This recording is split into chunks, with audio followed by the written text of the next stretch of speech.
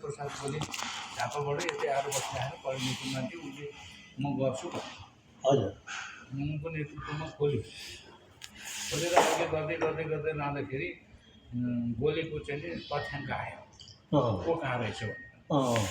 अनि अब चाहिँ केमा अहिले पढे लेखे कति रहेछ त्यो थाहा भयो, कति डक्टर कति इन्जिनियर छ, कति व्यवसायमा कहाँ छ खोज्दै जाँदा अब धनी गरिब सबै ठाउँमा हुन्छ, पढेको नपढेको पनि हुन्छ। अन्त अब यो पढेकोले नपढेकोलाई दोहोऱ्याउनु पऱ्यो नि, धनीले गरिबलाई उत्थान गर्नु पऱ्यो नि। अनि हामीले इसारा तामाङ चाहिँ व्यापार गरेर बस्नु बिहान पनि भगवान्ले ब्याङ्करहरूलाई मिलाएर एउटा चाहिँ कोष पनि खडा गर्नु लगाएको। यदि गोले समाजबाट कोही पढेको केटाकेटी पैसाकै कारणले चाहिँ पढाइ रोकेको रहेछ भने त्यसलाई छात्रवृत्ति दिने, त्यो पनि राम्रो कुरा पोइन्ट हो नि। अब भन्दै जाँदाखेरि चाहिँ दर्जनौँ विद्यार्थीहरूले मास्टर गरे, केहीले एमबिबिएस डक्टर गरे। ती पढेको माथिहरू हामीले कोही आर्मीमा हालिदियौँ, सेकेन्ड लकडाउनमा कुनै चाहिँ पुलिसमा लगाएको छ नि त। हजुर, अब उनीहरू अहिले अफिसर छ, डक्टरहरू छ। अनि त्यो चाहिँ हामीलाई सजिलो के भन्दाखेरि पुलिसमा लगाउनुको लागि दुईजना बोलेहरू चाहिँ एआइजी भौतिक सशस्त्र प्रहरी डक्टर कृष्ण कुमार तामाङ, अर्को चाहिँ यो के अरे बिमर लामा, उनीहरू गोलेहरू। यिनीहरू गोले त यिनीहरूको माध्यमबाट चाहिँ धेरै भित्र पसाउने कामहरू भयो नि। अब अहिले आर्मीमा पनि अब गोलेहरू कर्नेलसम्म पुग्छ, तिनीहरू जर्नलसम्म त पुग्छ होइन। अनि एउटा गोलेको छोरा एमबिबिएस पास गरेर थियो, उसले सेकेन्ड लकडाउनमा त्यसै हाली पठायो। डक्टरहरू त सजिलो छ, अहिलेको पनि क्याप्टेन भइसक्यो, त्यो गोलेकै छोरा हो।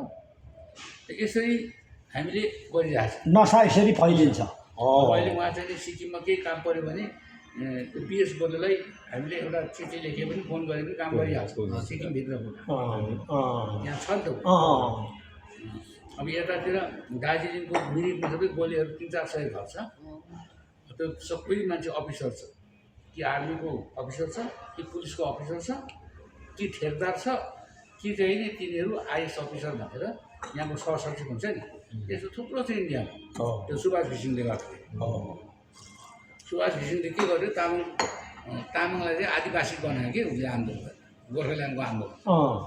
अनि अरू जात सबै रिसायो, तामाङ मात्रै आदिवासी बनायो, हामी गुरुङ राई लिम्बूलाई छोड्यो भने त घिसिङको विरुद्धमा गयो नि त। अहिले गुरुङ उसले सम्झौता गर्दाखेरि हत्ताकर्ता उठ्यो गोर्खाल्यान्डको नेतृत्व गर्ने। अनि यो सबैलाई आदिवासी त हुँदैन, नेपाली त अन्यमा राखेकै छ।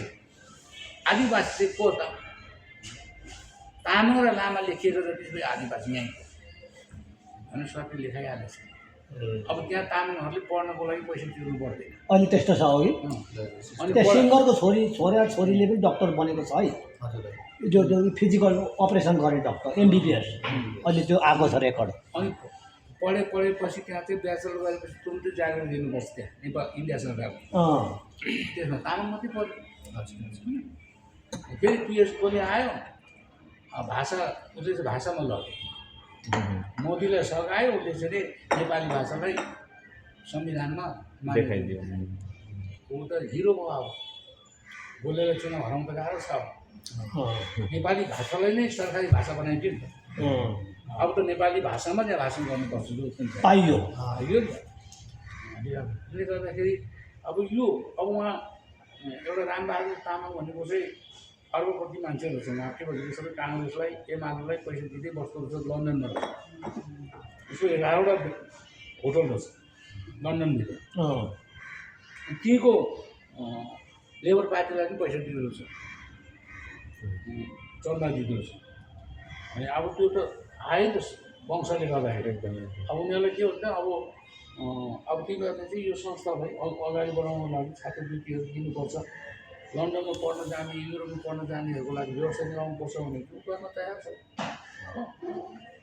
यो वंश उत्थान त्यसै हुँदैन, एकले अर्कालाई सहयोग गर्नुपर्छ।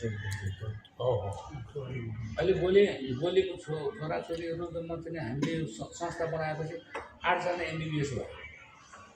सबैले जागिर पाइरहेको छ बिहा त कसै कता गर्छ कसले के गर्छ होइन दिनुको कुरा हो र हामीले त्यो मौका दियौँ एउटा डक्टर बन्नु भनेको एउटा समाजमा आँखा हो एकदम प्रेरणा हो नि हो इन्जिनियर भयो भने जस्तो ईश्वराज बोलेले यत्रो सिभिल होम बनाएको हो ब्याङ्कहरू खोल्यो एउटा त इज्जत तामाङकै इज्जत हो एकदम एकदम लगत पुरेर राखेको छ मैले त के हजुर म त के भए पनि नेपाली काङ्ग्रेसबाट होस् कि एमालेबाट होस् कि जोबाट भए पनि तामाङ मन्त्री भयो भने हामीलाई चाहिँ यत्रो साथी सपोर्ट पनि गर्नु पऱ्यो अब पुलमान कहाँ देखेको पनि छैन केही पनि छैन पुलमान मन्त्री हुँदा हामीलाई यत्रो गौरव छ नि त हो त्यसरी 24 घण्टा अगाडि त्यसरी नसा सञ्जाल फैलाउनु पर्यो बनाउने भनेको के भने आफ्नो मान्छेलाई अगाडि कि आफू भन्नु पर्यो कि बढेकोलाई सहयोग एकदम एकदम एकदम र बाहुनहरूले चाहिँ रवि लामी सानेलाई चाहिँ देउता जस्तो बनाउँछ